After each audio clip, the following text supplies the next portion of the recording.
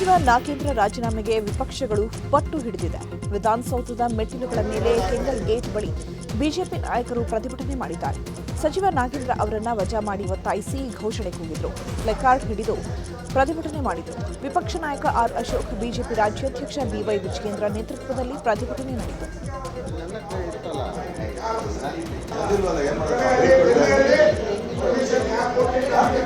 ಕಾಂಗ್ರೆಸ್ ಅವರು ಹೇಳ್ತಾ ಇದ್ದಾರೆ, ಈ ನಾಗೇಂದ್ರನ್ನು ಕೂಡ ಪೇಮೆಂಟ್ ಮಾಡಿ, ರಾಹುಲ್ ಗಾಂಧಿಗೆ ಪೇಮೆಂಟ್ ಮಾಡಿ ಇವತ್ತು ಇಲ್ಲಿ ಮಂತ್ರಿ ಆಗಿದ್ದಾರೆ. ಅಂದ್ರೆ ನಾವು ಫೈಟ್ ಮಾಡ್ತಾ ಇರೋದು ಒಬ್ಬ ವ್ಯಕ್ತಿ ವಿರುದ್ಧ ಅಲ್ಲ, ಲೂಟಿ ಮಾಡಿರೋ ನಾಗೇಂದ್ರನ ವಿರುದ್ಧ. ಲೂಟಿ ಮಾಡಿರೋ ದಲಿತರನ್ನ ವಾಪಸ್ ಖಜಾನೆಗೆ ಬರಬೇಕು.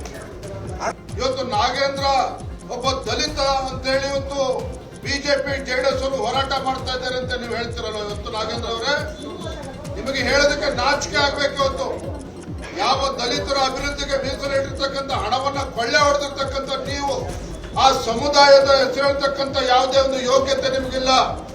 ನಿಜವಾಗ್ಲೂ ಕೂಡ ಆ ಸಮುದಾಯಕ್ಕೆ ನ್ಯಾಯ ಕೊಡಬೇಕು ಅನ್ನುವ ಇಚ್ಛಾಶಕ್ತಿ ಇದ್ರೆ ಮುಖ್ಯಮಂತ್ರಿ ರಾಜೀನಾಮೆ ಕೇಳುವ ಮುಂಚಿತವಾಗಿ ನೀವೇ ನಾಗೇಂದ್ರ ಅವರೇ ರಾಜೀನಾಮೆ ಕೊಟ್ಟು ನೀವು ಇಳಿಬೇಕಾಗ್ತದೆ. ಇವತ್ತು ನಾಗೇಂದ್ರ ಭೋಜನ ವಿರಾಮದ ಬಳಿಕವೂ ಪರಿಷತ್ ಕಲಾಪದಲ್ಲಿ ನಾಗೇಂದ್ರ ರಾಜೀನಾಮೆ ವಿಚಾರವಾಗಿ ವಿಪಕ್ಷಗಳಿಂದ ಗಲಾಟೆ ಗದ್ದಲ ಮುಂದುವರಿಯಿತು.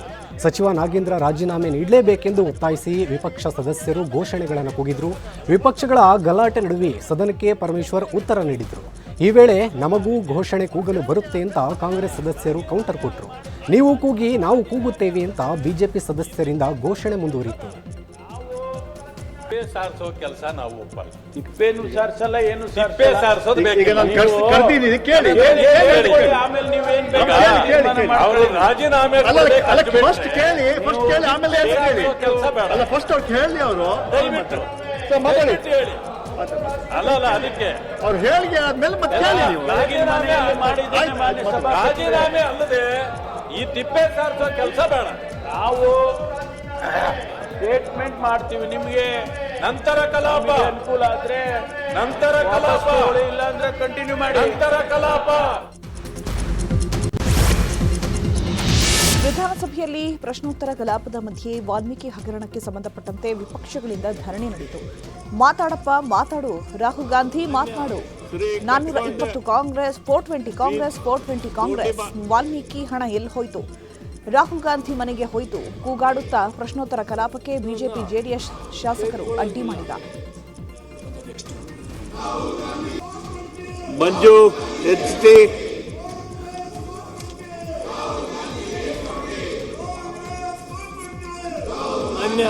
ಶ್ರೀ ಕಟ್ಕೊಂಡ ದೊಡ್ಡಿ ಬಾ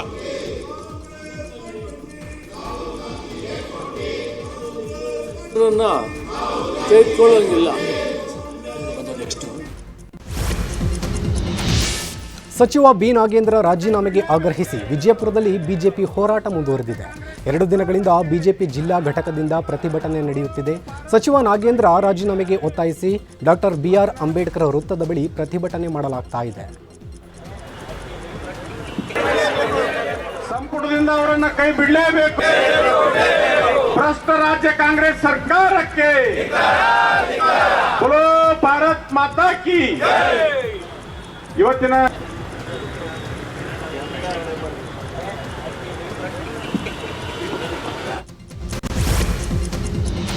ವಿಪಕ್ಷಗಳ ಧರಣಿ ನಡುವೆ ಪರಿಷತ್ಗೆ ಸಚಿವ ಬಿ ನಾಗೇಂದ್ರ ಆಗಮಿಸಿದ್ರು. ಈ ವೇಳೆ ವಿಪಕ್ಷಗಳನ್ನು ನೋಡಿ ಕೈಮುಗಿದು ನಿಂತಿದ್ರು ನಾಗೇಂದ್ರ ವಜಾ ಮಾಡುವಂತೆ ಒತ್ತಾಯಿಸಿ ನಾಗೇಂದ್ರ ಗೋ ಬ್ಯಾಕ್ ಅಂತ ವಿಪಕ್ಷ ಸದಸ್ಯರು ಘೋಷಣೆ ಕೂಗಿದ್ರು. ಈ ವೇಳೆ ವಿಪಕ್ಷಗಳಿಗೆ ಸಂವಿಧಾನ ಪ್ರತಿ ತೋರಿಸಿದ್ರು ನಾಗೇಂದ್ರ. ಸಂವಿಧಾನ ರಕ್ಷಿಸಿ ನಾಗೇಂದ್ರ ಅವರನ್ನ ವಜಾ ಮಾಡಿ ಅಂತ ವಿಪಕ್ಷಗಳಿಂದ ಗದ್ದಲ ಉಂಟಾದ ಹಿನ್ನೆಲೆ ಪರಿಷತ್ ಕಲಾಪವನ್ನು ಮಧ್ಯಾಹ್ನ 2 ಗಂಟೆಗೆ ಮುಂದೂಡಲಾಯಿತು.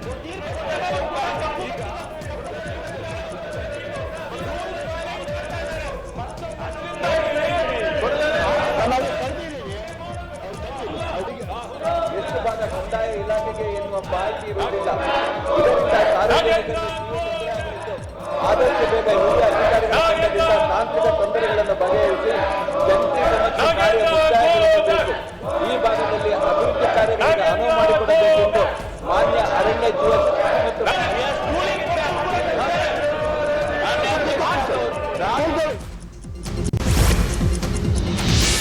ವಾಲ್ಮೀಕಿ ನಿಗಮದ ಹಗರಣದ ಬಗ್ಗೆ ಚರ್ಚೆ ಆಗಲಿ ಅಂತ ಸಚಿವ ಬಿ ನಾಗೇಂದ್ರ ಹೇಳಿದ್ದಾರೆ. ಸದನದಲ್ಲಿ ಬಿಜೆಪಿಯವರು ಚರ್ಚೆಗೆ ಬರ್ತಿಲ್ಲ ಯಾಕೆ ಅಂತ ನಾಗೇಂದ್ರ ಪ್ರಶ್ನೆ ಮಾಡಿದ್ದಾರೆ. ನ್ಯೂಸ್ 18 ಜೊತೆ ಮಾತನಾಡಿದ ನಾಗೇಂದ್ರ, ನಾನು ಯಾಕೆ ರಾಜೀನಾಮೆ ಕೊಡಬೇಕು, ಕಾರಣ ಕೊಡಿ. ಚರ್ಚೆ ಆದರೆ ಅವರು ಹೇಳಿದ್ದು ಸುಳ್ಳು ಅಂತ ಗೊತ್ತಾಗುತ್ತೆ. ಕೇಂದ್ರದ ಮಂತ್ರಿಗಳ ಮೇಲೆ ಕೇಸ್ಗಳಿಲ್ವಾ ಅಂತ ನಾಗೇಂದ್ರ ಪ್ರಶ್ನೆ ಮಾಡಿದ್ದಾರೆ. ಅಸ್ಸಾಂ, ಪಶ್ಚಿಮ ಬಂಗಾಳ ಸಿಎಂಗಳ ಮೇಲೂ ಆರೋಪಗಳಿವೆ. ಅವರ ರಾಜೀನಾಮೆ ಪಡೆದು ನನ್ನ ರಾಜೀನಾಮೆ ಕೇಳಲಿ ಅಂತ ಸವಾಲ್ ಹಾಕಿದ್ದಾರೆ. ಮೇಲೆ ದೇಶದ ಎಷ್ಟು ಜನದ ಮೇಲೆ ಬೇಲ್ ಪಡ್ಕೊಂಡು ಇವತ್ತು ಬಂದಿದ್ದಾರೆ ಹೇಳಿ? ಕೇಂದ್ರ ಮಂತ್ರಿಗಳ ಮೇಲೆ ಎಷ್ಟು ಜನದ ಮೇಲೆ ಇದೆ? ಇವತ್ತು BJP ಆಡಳಿತ ಪಕ್ಷದಲ್ಲಿರುವಂಥ ಎಷ್ಟು MLAಗಳ ಮೇಲೆ, ಎಷ್ಟು MP ಗಳ ಮೇಲೆ, ಎಷ್ಟು ಮುಖ್ಯಮಂತ್ರಿಗಳ ಮೇಲೆ ಇವತ್ತು ಬೇಲ್ ಪಡ್ಕೊಂಡು ಅವರೆಲ್ಲರೂ ಕೂಡ ಇಲ್ಲನಾ? ಇವತ್ತು ಇದೇ ಪಶ್ಚಿಮ ಬಂಗಾಳದ ಮುಖ್ಯಮಂತ್ರಿ ಅವ್ರ ಮೇಲೆ 29 ಕೇಸ್ ಇದೆ, ಅವ್ರನ್ನ ಇಳಿಸ್ರಿ ಫಸ್ಟು. ಅದೇ ಅಸ್ಸಾಂ ಮುಖ್ಯಮಂತ್ರಿ ಆದಂಥ ಹೇಮಂತ ಬಿಸ್ವಾಸ್ ಅವ್ರ ಮೇಲೆ ಇದೆ, ಅವ್ರನ್ನ ಇಳಿಸ್ರಿ. ಅದಾದಮೇಲೆ ನಾಗೇಂದ್ರ ರಾಜೀನಾಮೆ ಪಡೀರಿ. ಅವ್ರಿಗೆ ನೈತಿಕತೆ ಹಕ್ಕೇ ಇಲ್ಲ ನನ್ನ ರಾಜೀನಾಮೆ ಕೇಳಲಿಕ್ಕೆ. ದೇಶದ ಎಷ್ಟು ಜನದ ಮೇಲೆ ಬೇಲ್ ಪಡ್ಕೊಂಡು ಇವತ್ತು ಬಂದಿದ್ದಾರೆ ಹೇಳಿ? ಕೇಂದ್ರ ಮಂತ್ರಿಗಳ ಮೇಲೆ ಎಷ್ಟು ಜನದ ಮೇಲೆ ಇದೆ? ಇವತ್ತು BJP ಆಡಳಿತ ಪಕ್ಷದಲ್ಲಿರುವಂಥ ಎಷ್ಟು MLAಗಳ ಮೇಲೆ, ಎಷ್ಟು MP ಗಳ ಮೇಲೆ, ಎಷ್ಟು ಮುಖ್ಯಮಂತ್ರಿಗಳ ಮೇಲೆ ಇವತ್ತು ಬೇಲ್ ಪಡ್ಕೊಂಡು ಅವರೆಲ್ಲರೂ ಕೂಡ ಇಲ್ಲನಾ? ಇವತ್ತು ಇದೇ ಪಶ್ಚಿಮ ಬಂಗಾಳದ ಮುಖ್ಯಮಂತ್ರಿ ಅವ್ರ ಮೇಲೆ 29 ಕೇಸ್ ಇದೆ, ಅವ್ರನ್ನ ಇಳಿಸ್ರಿ ಫಸ್ಟು.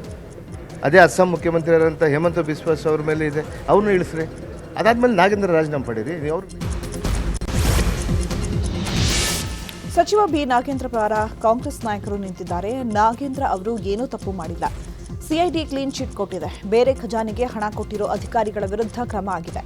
ಹಣ ರಿಕವರಿ ಆಗ್ತಾ ಇದೆ. ನಾಗೇಂದ್ರ ಅವರ ಕಾರಣದಿಂದ ವರ್ಗಾವಣೆ ಆಗಿದೆ ಅಂತ ಸಾಬೀತು ಆಗಿದೆಯಾ ಅಂತ ವಿಪಕ್ಷಗಳಿಗೆ ಸಚಿವ ಶಿವಲಿಂಗೇಗೌಡ ಪ್ರಶ್ನಿಸಿದ್ದಾರೆ.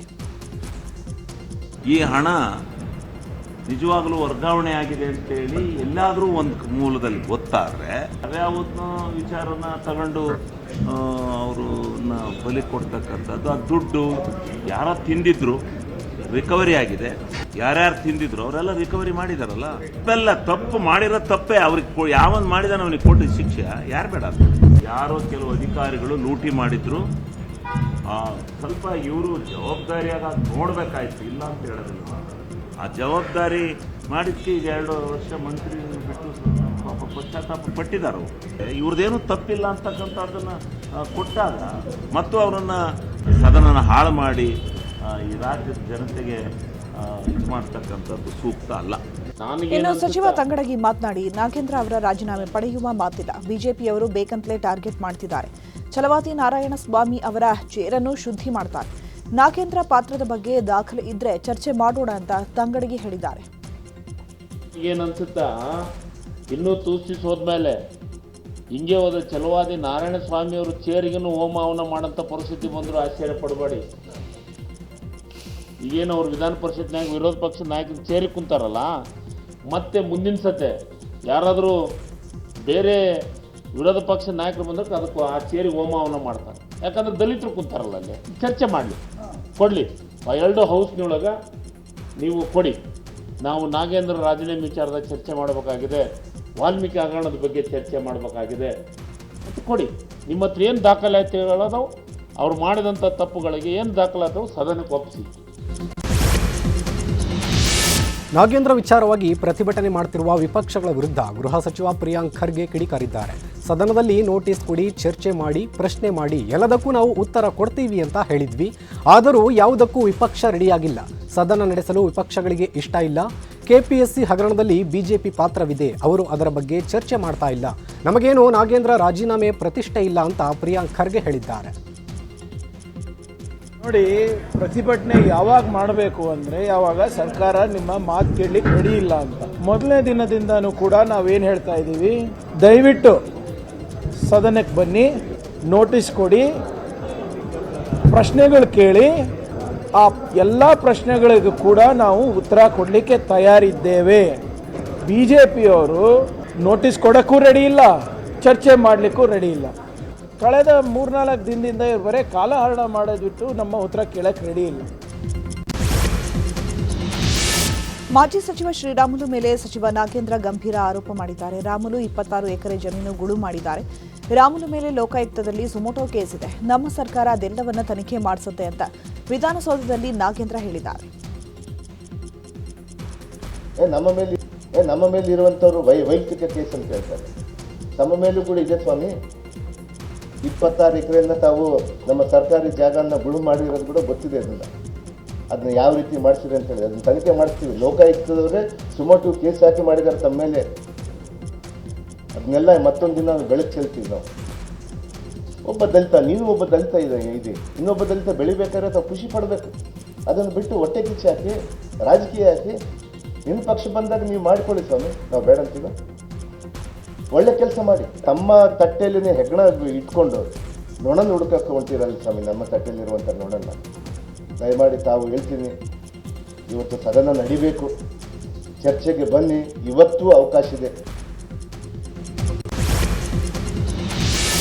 ಬಿಜೆಪಿ ಅಧ್ಯಕ್ಷ ಬಿವೈ ವಿಜಯೇಂದ್ರ ವಿರುದ್ಧ ಮಾಜಿ ಸಚಿವ ಕುಮಾರ್ ಬಂಗಾರಪ್ಪ ಕಿಡಿಕಾರಿದ್ದಾರೆ. ರಾಜ್ಯ ರಾಜಕಾರಣದಲ್ಲಿ ಬಿಜೆಪಿ ಅಡ್ಜಸ್ಟ್ಮೆಂಟ್ ರಾಜಕೀಯ ಮಾಡ್ತಾ ಇದೆ ಅಂತ ಕುಮಾರ್ ಬಂಗಾರಪ್ಪ ಆರೋಪಿಸಿದ್ದಾರೆ. ಶಿಕಾರಿಪುರದಲ್ಲಿ ಡಮ್ಮಿ ಕ್ಯಾಂಡಿಡೇಟ್ ಕಾರಣದಿಂದ ವಿಜಯೇಂದ್ರ ಗೆದ್ದಿದ್ದಾರೆ. ಅದೇ ರೀತಿ ಲೋಕಸಭಾ ಚುನಾವಣೆಯಲ್ಲಿ ರಾಘವೇಂದ್ರ ಡಮ್ಮಿ ಕ್ಯಾಂಡಿಡೇಟ್ ವಿರುದ್ಧ ಜಯಗಳಿಸಿದ್ರು. ಸೊರಬದಲ್ಲಿ ಬಿಜೆಪಿ ಹಾಳಾಗಿರುವುದಕ್ಕೆ ವಿಜಯೇಂದ್ರ ಮತ್ತು ರಾಘವೇಂದ್ರ ನೇರ ಕಾರಣ ಅಂತ ಕುಮಾರ್ ಬಂಗಾರಪ್ಪ ವಾಗ್ದಾಳಿ ನಡೆಸಿದರು. 10 ವರ್ಷದಿಂದನೂ ಇದೇ ಪರಿಸ್ಥಿತಿ ಇದೆ ಅಂತ ಹೇಳಿದ್ರು. 10 ವರ್ಷದಿಂದ ಪರಿಸ್ಥಿತಿ ಇಟ್ಟವ್ರು ಯಾರು ಅಂತ ಹೇಳಿಲ್ವೇ? ಯಾಕಂದ್ರೆ 10 ವರ್ಷದಿಂದ ನಾನು ಇದ್ದೀನಿ ಅಂತ ಹೇಳಿದ್ರು. 10 ವರ್ಷದಿಂದನೂ ಸೊರಬದಲ್ಲಿ ಇದೇ ಪರಿಸ್ಥಿತಿ ಅಂತ ಹೇಳಿದ್ರು. ಯಾರು ರಾಜ್ಯಾಧ್ಯಕ್ಷರು ಇವಾಗಿರೋರು, ಬಿಜೆಪಿಯ ಮಾಡಿದ್ಯಾರು? ಇದನ್ನ ಇಟ್ಕೊಂಡು ಓಡಾಡಿಸ್ಬೇಕು, ಸೊರಬ ತಾಲೂಕಿನ ರಾಜಕಾರಣ ಹಾಳು ಮಾಡ್ಬೇಕು, ಇದನ್ನ ಕುಲಿಗೇರಿಸ್ಬೇಕು, ಶಿವಮೊಗ್ಗ ಜಿಲ್ಲೆ ಇದು ಮಾಡ್ಬೇಕು. ಕಾಂಗ್ರೆಸ್ ಜೊತೆ ಅಡ್ಜಸ್ಟ್ಮೆಂಟ್ ಮಾಡ್ಕೊಂಡು ಕ್ಯಾಂಡಿಡೇಟ್ ಹಚ್ಕೊಳಕ್ಕಾಗತ್ತೆ. ಇಲ್ಲಿ ಸೊರಬ ತಾಲೂಕಿನಲ್ಲಿ ಗುಂಪು ಕಟ್ಟಬಿಟ್ಟು ಇದನ್ನ ಹಾಳು ಮಾಡ್ಬೇಕು ಅನ್ನೋ ಯೋಜನೆಗಳನ್ನ ಮಾಡಿದಾಗ ಅದಕ್ಕೆ ಉತ್ತರ ಕೊಡುವಂತ ಕಾಲ ಬರ್ತದೆ. ಬಂದಾಗ ಅವೆಲ್ಲವೂ ಕೂಡ ಸರಿ ಮಾಡ್ಕೊಂಡು ಹೋಗುತ್ತೆ. ನಾನು ಬಿಜೆಪಿಯ ಕಾರ್ಯಕರ್ತ. ಬೆಂಗಳೂರಿನ ಹೆಜ್ಜಾಲದಲ್ಲಿ ನಕಲಿ ಮೆಡಿಸಿನ್ ಸೀಸ್ ಕೇಸ್ಗೆ ಸಂಬಂಧಪಟ್ಟಂತೆ ಆರೋಗ್ಯ ಸಚಿವ ಯುಟಿ ಖಾದರ್ ಮಾಹಿತಿ ನೀಡಿದ್ದಾರೆ. 5 ಕೋಟಿ ಮೌಲ್ಯದ ನಕಲಿ ಮೆಡಿಸಿನ್ ಸೀಸ್ ಆಗಿದೆ. ಪ್ರಶಾಂತ್ ಎಂಬಾತ ನಕಲಿ ಮೆಡಿಸಿನ್ ಮಾರ್ತಾ ಇದ್ದ. ಮಾಹಿತಿ ಬಂದ ತಕ್ಷಣ ಅಧಿಕಾರಿಗಳು ರೇಡ್ ಮಾಡಿದ್ದಾರೆ. ಐಸಿಯುನಲ್ಲಿ ಬಳಸುವ ಔಷಧಿ ಕೂಡ ನಕಲಿ ಮಾಡಿದ್ದಾರೆ. ದುಬೈನಲ್ಲಿರುವ ಪ್ರಶಾಂತ್ಗೆ ಲೀಸ್ಗೆ ಕೊಟ್ಟಿದ್ದಾರೆ. ಪ್ರಭುದೇವ್ ಎಂಬಾತ ಅಲ್ಲಿ ಸಿಕ್ಕಿ ಬಿದ್ದಿದ್ದಾರೆ. ಬೇರೆ ರಾಜ್ಯಗಳಿಂದ ನಕಲಿ ಔಷಧಿ ತರ್ತಾ ಇದ್ರು. ಇಲ್ಲಿಗೆ ತಂದು ಮಲ್ಟಿನ್ಯಾಷನಲ್ ಕಂಪನಿಗಳ ಲೇಬಲ್ ಹಾಕಿದ್ದಾರೆ. ಈ ಸಂಬಂಧ ತನಿಖೆ ನಡೀತಾ ಇದೆ ಅಂತ ಸಚಿವ ಯುಟಿ ಖಾದರ್ ಹೇಳಿದ್ದಾರೆ. ಪ್ಯೂರಸ್ ಡ್ರಗ್ಸ್ ನಕಲಿ ಔಷಧ ಯಾವುದಿದೆಯಾ ಆ ಘಟಕವನ್ನು ಪತ್ತೆ ಹಚ್ಚಲು ಮತ್ತು ಇದ್ದಂಥ ಔಷಧಿಗಳನ್ನು ವಶಪಡಿಸಲು ತಮ್ಮಲ್ಲಿ ಅವರು ಯಶಸ್ವಿಯಾಗಿದ್ದಾರೆ. ಸುಮಾರು 5 ಕೋಟಿ ರೂಪಾಯಿ ತನಕ ಇವತ್ತು ಒಂದು ದಿವಸ ನಮಗೆ ಸಿಗಬೇಕಾದ ನಕಲಿ ಔಷಧವು ಆ ಒಂದು ದಿವಸದಲ್ಲಿ ಹಾಗಾದರೆ ಬಂದು ಹೋಗುವಾಗ ಎಷ್ಟು ಕೋಟಿ ರೂಪಾಯಿಯಷ್ಟು ಔಷಧಗಳು ಈ ಜನರ ಮಧ್ಯೆ ಇವತ್ತು ನಕಲಿ ಔಷಧ ಹೋಗಿದೆ ಅಂತ ಹೇಳಿ ನಾವು ಚಿಂತಿತರಾಗುವಂಥ ವಿಚಾರ ಇವತ್ತಾಗಿದೆ. ಇದೊಂದು ಫಾರ್ಮ್ ಹೌಸ್ನಲ್ಲಿ ನಕಲಿ ಔಷಧ ದಂಧೆ ಪ್ರಕರಣದ ಬಗ್ಗೆ ಬೆಂಗಳೂರು ದಕ್ಷಿಣ ಎಸ್ಪಿ ಶ್ರೀನಿವಾಸ್ ಗೌಡ ಮಾಹಿತಿ ನೀಡಿದ್ದಾರೆ. ಖಚಿತ ಮಾಹಿತಿ ಮೇರೆಗೆ ನಮ್ಮ ತಂಡ ದಾಳಿ ಮಾಡಿತ್ತು. ಐಡೋಸ್ ಔಷಧಿಗಳ ರೀಪ್ಯಾಕೇಜ್ ನಡೆಸಲಾಗುತ್ತಿತ್ತು. ಪರಿಶೀಲನೆ ವೇಳೆ ಅವಧಿ ಮುಗಿದ ಔಷಧಿ ಪತ್ತೆಯಾಗಿದೆ. ಕ್ಯಾನ್ಸರ್ ಐಸಿಯು ರೋಗಿಗಳಿಗೆ ಬಳಸುತ್ತಿದ್ದ ಔಷಧಿಗಳನ್ನು ನಕಲು ಮಾಡಲಾಗ್ತಾ ಇತ್ತು. 4.5 ಕೋಟಿ ಮೌಲ್ಯದ ಔಷಧಿಗಳನ್ನು ಜಪ್ತಿ ಮಾಡಿ ಒಬ್ಬನ ಬಂಧನ ಆಗಿದೆ. ಇಬ್ಬರನ್ನ ವಶಕ್ಕೆ ಪಡೆದಿದ್ದೇವೆ ಅಂತ ಎಸ್ಪಿ ಹೇಳಿದ್ದಾರೆ.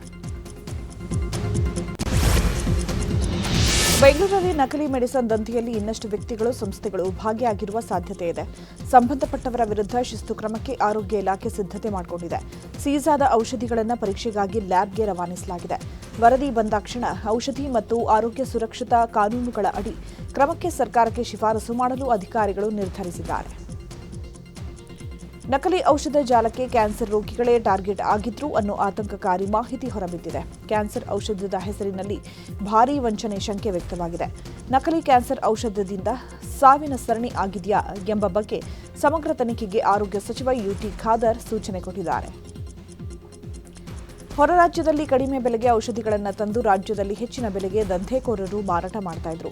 ಇದಕ್ಕಾಗಿಯೇ ತೆಲಂಗಾಣ, ಹಿಮಾಚಲ ಪ್ರದೇಶದಿಂದ ಕಡಿಮೆ ದರಕ್ಕೆ ಔಷಧಿಗಳನ್ನು ತರಿಸಿಕೊಳ್ತಾ ಇದ್ದ ಆರೋಪಿಗಳು ಬಹುರಾಷ್ಟ್ರೀಯ ಕಂಪನಿಯ ಲೇಬಲ್ ಅಂಟಿಸಿ ಹೆಚ್ಚಿನ ದರಕ್ಕೆ ಮಾರಾಟ ಮಾಡ್ತಾ ಇದ್ರು ಎನ್ನಲಾಗಿದೆ.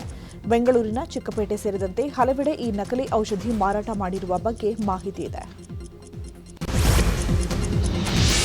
ಚಾಮರಾಜನಗರದಲ್ಲಿ 3 ಎನ್ಕೌಂಟರ್ ಆಗಿತ್ತು. ಈಗ ಜಿಲೆಟಿನ್ ಸ್ಫೋಟಕ್ಕೆ ಬಳಸಿದ್ದಂತಹ ಅರಣ್ಯ ಇಲಾಖೆಯ 2 ಶಿಬಿರಗಳನ್ನು ದುಷ್ಕರ್ಮಿಗಳು ಸ್ಫೋಟಿಸಿದ್ದಾರೆ. ಕೊತ್ತನೂರು ವಲಯದ ಮಿಂಚಿನಾರೆ ಹಳ್ಳ ಶಿಬಿರ ಹಾಗೂ ಹೊಳೆ ಮುರಿದಟ್ಟಿ ಕಳ್ಳಬೇಟೆ ತಡೆ ಶಿಬಿರವನ್ನು ದುಷ್ಕರ್ಮಿಗಳು ಧ್ವಂಸ ಮಾಡಿದ್ದಾರೆ.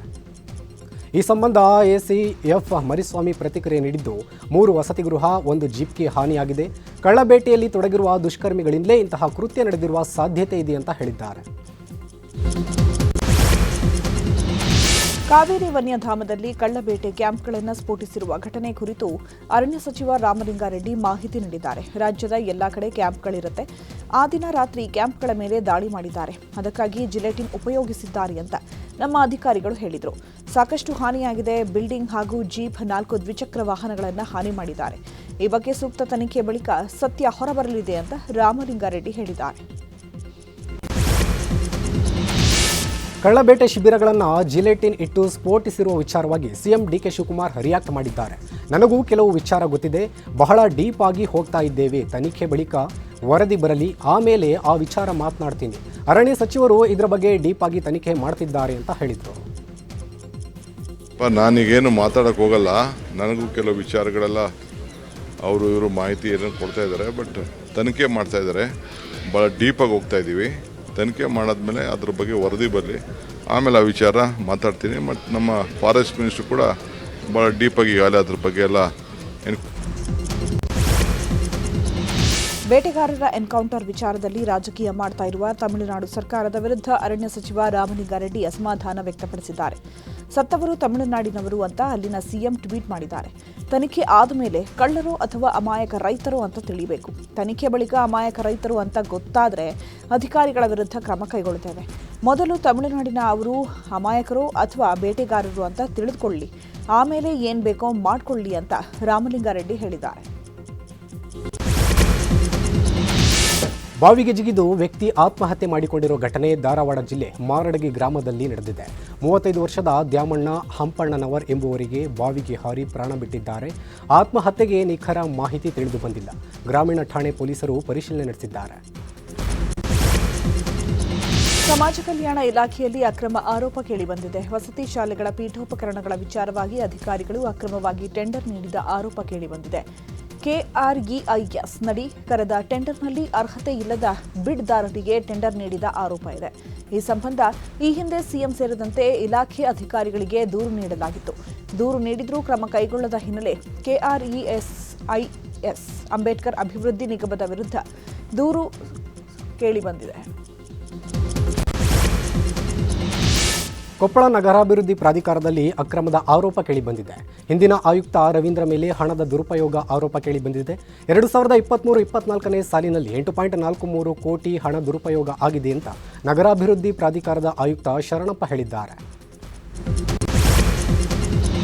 ಹಾಲಿನ ದರವನ್ನು 10 ರೂಪಾಯಿಗೆ ಏರಿಸಲು ಆಗ್ರಹಿಸಿ ಕೋಲಾರ ಡಿಸಿ ಕಚೇರಿ ಮುಂದೆ ಹಾಲು ಉತ್ಪಾದಕರು ಪ್ರತಿಭಟನೆ ಮಾಡಿದ್ದಾರೆ. ಪ್ರತಿ ಲೀಟರ್ಗೆ ನೀಡ್ತಾ ಇರುವ 35.40 ರೂಪಾಯಿ ಸಾಕಾಗ್ತಾ ಇಲ್ಲ. ಜಿಲ್ಲೆಯಲ್ಲಿ ಬರ ಆವರಿಸಿದೆ, ಹೆಚ್ಚಿನ ದರ ನೀಡಬೇಕು ಅಂತ ಆಗ್ರಹಿಸಿದ್ದಾರೆ. ಬೆಳಗಾವಿ ಮಹಾನಗರ ಪಾಲಿಕೆ ವಿರುದ್ಧ ಕರವೇ ಪ್ರವೀಣ್ ಶೆಟ್ಟಿ ಬಣ ಪ್ರತಿಭಟನೆ ಮಾಡಿದೆ. ಕರ್ನಾಟಕ ಪರ ನಿರ್ಣಯ ಕೈಗೊಳ್ಳದ ಪಾಲಿಕೆ ವಿರುದ್ಧ ಆಕ್ರೋಶ ವ್ಯಕ್ತಪಡಿಸಿದ್ದಾರೆ ಕಾರ್ಯಕರ್ತರು. ಪಾಲಿಕೆಯನ್ನು ಸೂಪರ್ ಸೀಡ್ ಮಾಡಲು ಒತ್ತಾಯಿಸಿ ಕರವೇ ಪ್ರತಿಭಟನೆ ಮಾಡಿದೆ. ಬೆಂಗಳೂರು ದಕ್ಷಿಣ ಜಿಲ್ಲೆಯ ಬಿಡದಿ ಸಮೀಪ ವೃಷಭಾವತಿ ನದಿಯಲ್ಲಿ ಕಂತೆ ಆಟಿಕೆ ನೋಟುಗಳು ಪತ್ತೆಯಾಗಿವೆ. ನಿಜವಾದ ನೋಟುಗಳೆಂದು ತಿಳಿದು ನೋಡಲು ಜನ ಮುಗಿಬಿದ್ದಿದ್ರು. ಮಕ್ಕಳು ಶಾಲಾ ಪ್ರಾಜೆಕ್ಟ್ಗೆ ಬಳಸುವ ನೋಟುಗಳನ್ನು ನದಿಗೆ ಎಸೆಯಲಾಗಿದೆ.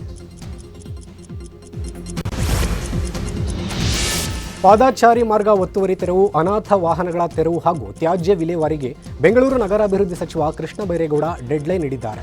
ಆಗಸ್ಟ್ 30ರೊಳಗೆ 3 ಅಭಿಯಾನಗಳನ್ನು ಪೂರ್ಣಗೊಳಿಸಬೇಕೆಂದು ಅಧಿಕಾರಿಗಳಿಗೆ ಸಚಿವರು ಸೂಚನೆ ನೀಡಿದ್ದಾರೆ. ಕೆಪಿಎಸ್ಸಿ ಪಶುವೈದ್ಯಾಧಿಕಾರಿಗಳ ನೇಮಕಾತಿ ಹಗರಣ ಸಂಬಂಧ ಇಡಿ ಅಧಿಕಾರಿಗಳಿಂದ ಶೋಧ ಕಾರ್ಯಾಚರಣೆ ಮುಂದುವರೆದಿದೆ. ಕೆಪಿಎಸ್ಸಿ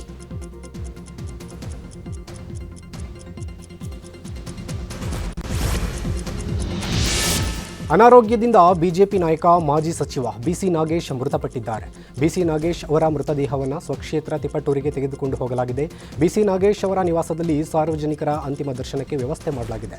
ಮಾಜಿ ಸಿಎಂ ಬಿಎಸ್ ಯಡಿಯೂರಪ್ಪ ಕೂಡ ತಿಪಟೂರಿಗೆ ಆಗಮಿಸಿ ಬಿಸಿ ನಾಗೇಶ್ ಪಾರ್ಥಿವ ಶರೀರದ ಅಂತಿಮ ದರ್ಶನ ಪಡೆದರು.